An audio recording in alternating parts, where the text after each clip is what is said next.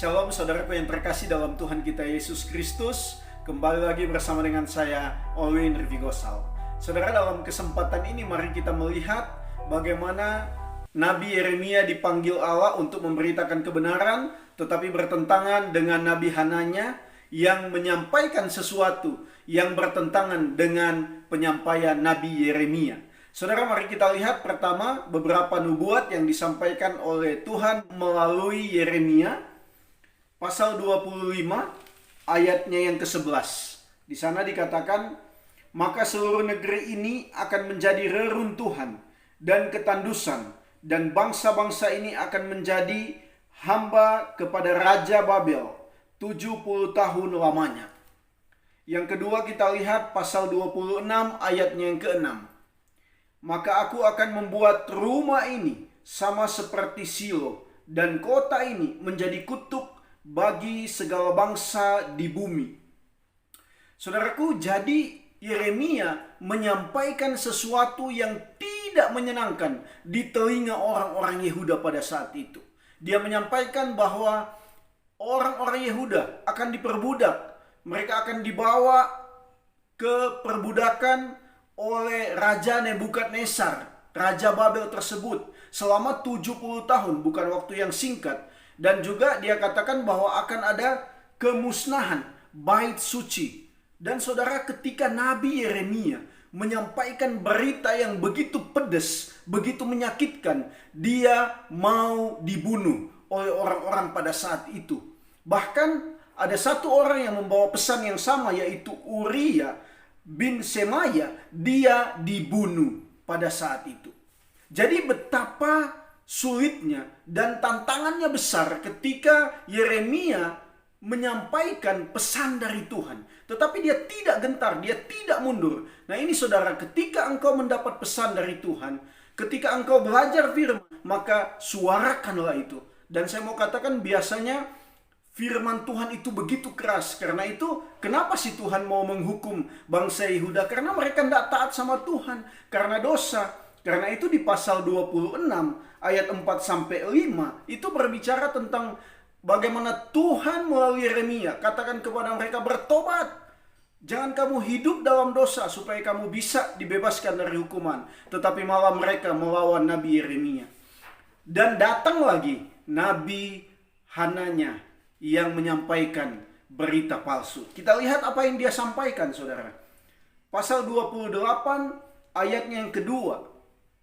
Dikatakan, berfirmanlah Tuhan semesta alam, Allah Israel, aku telah mematahkan Kuk Raja Babel.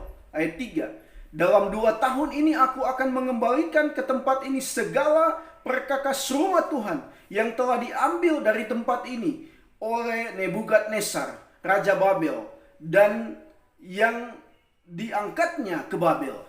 Jadi dia katakan bahwa 2 tahun itu akan kembali segala sesuatu. Bahkan Kuk Raja Babel itu sudah dipatahkan. Jadi menurut dia bahwa bangsa Israel tidak akan mengalami penindasan yang besar dari bangsa Babel. Nah inilah berita yang tidak berasal daripada Tuhan, disampaikan oleh nabi yang tidak dipilih oleh Tuhan, yaitu nabi palsu, yang menyatakan sepertinya sesuatu yang menyenangkan telinga manusia ya. Karena itu orang Yehuda senang dengan dia. Mereka menerima pesan dari dia. Dia menyampaikan sepertinya pesan yang berisi damai sejahtera. Padahal Tuhan tidak menyampaikan kepadanya hal demikian. Saudara, kita tahu bersama bahwa apa yang dia sampaikan itu bukan berasal daripada Tuhan.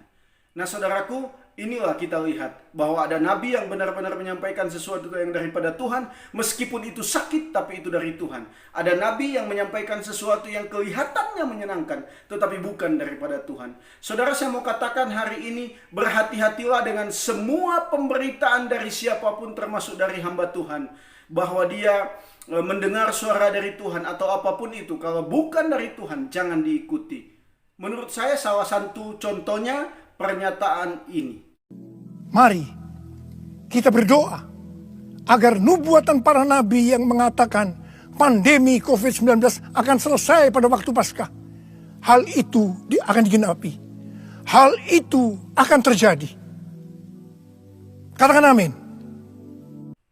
Saudaraku, apakah pesan dari Tuhan atau perintah dari Tuhan, atau malahan hamba Tuhan ini mengatakan bahwa ini dibuat para nabi, bahwa pada hari Paskah COVID-19 akan selesai, akan berhenti. Itu nubuat dari nabi yang mana?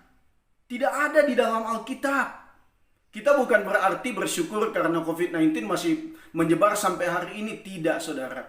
Tetapi kalau itu bukan dari Tuhan, bahkan menggunakan nama Tuhan, menggunakan nama nabi-nabi Tuhan, tidak terjadi. Berarti ini dari Tuhan? Bukan. Dari mana? Kalau bukan dari setan, ya dari diri sendiri dong. Atau berarti ini mungkin dari setan yang mau mengelabuhi kehidupan orang percaya. 16. Jadi saudaraku, kita bisa lihat ini ada berita resmi, update dari pemerintah. Jadi datanya jelas. Jadi apakah coronavirus sudah berhenti? Berarti apakah pemberitaan itu benar? Apakah itu dari Tuhan? Bukan, saudara. Jadi mari kita benar-benar belajar firman, tahu firman sehingga tidak mudah disesatkan. Tuhan Yesus memberkati kita semua. Shalom.